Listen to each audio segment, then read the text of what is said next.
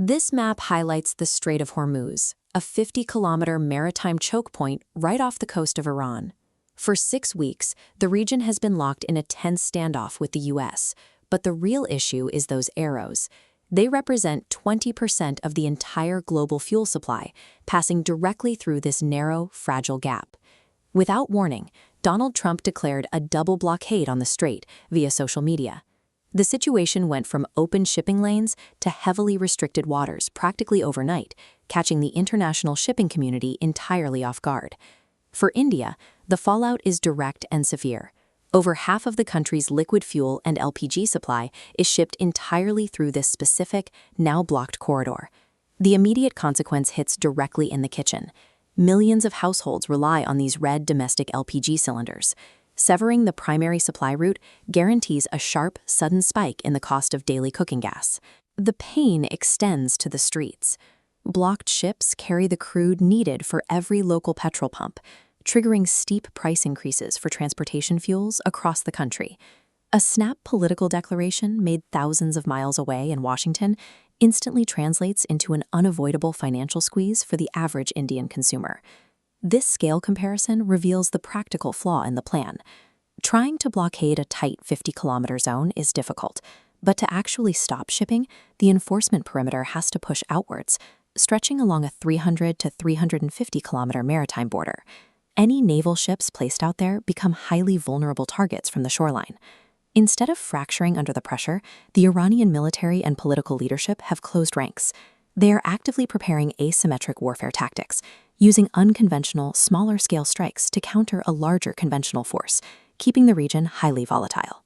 Then there is the major hole in the blockade's design: China.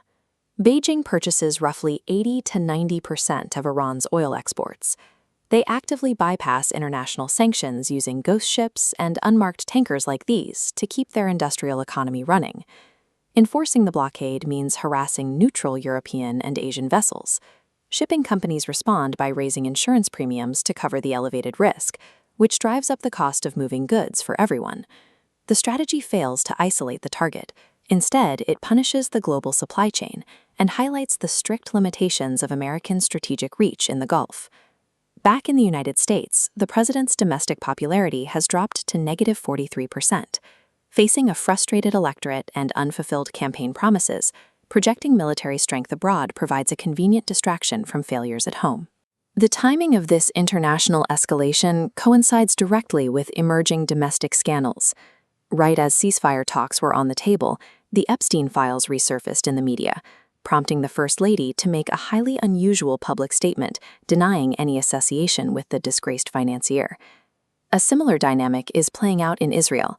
Prime Minister Benjamin Netanyahu is currently navigating severe internal corruption allegations. Maintaining a state of high alert and international conflict allows him to defer his legal hearings and deflect public scrutiny. The policy coordination between the two nations is incredibly tight. In fact, reports confirm that the sitting U.S. Vice President provides daily, detailed operational briefings directly to the Israeli Prime Minister regarding the situation. The Hormuz blockade functions as a tactical smokescreen for both administrations. Trump and Netanyahu are leveraging a high-stakes international crisis to obscure the personal scandals and legal battles threatening their own survival. While China possesses the economic leverage to openly defy the blockade, however, India operates under very different constraints. As an oil-poor Quad partner heavily reliant on the U.S. for strategic support, New Delhi lacks the political room to push back against Washington's directives. This compliance results in a direct financial penalty. India was previously permitted to purchase highly discounted Iranian crude oil to stabilize local markets, but this new policy forces the country to immediately halt those vital shipments. This visualization captures the resulting global scramble. As the Iranian supply is artificially removed from the market, global demand shifts abruptly, forcing all nations to fiercely compete for the shrinking remaining supply. That intense competition guarantees price surges everywhere. Even within the United States, this aggressive posturing is facing intense backlash.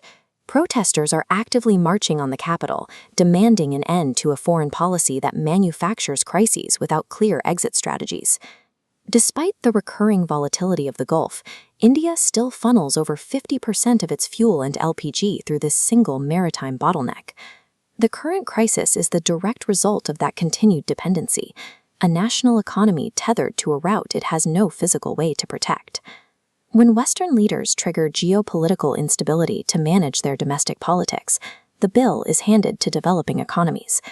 India is staring down a massive energy crisis, largely because it failed to build the strategic independence needed to weather the storm.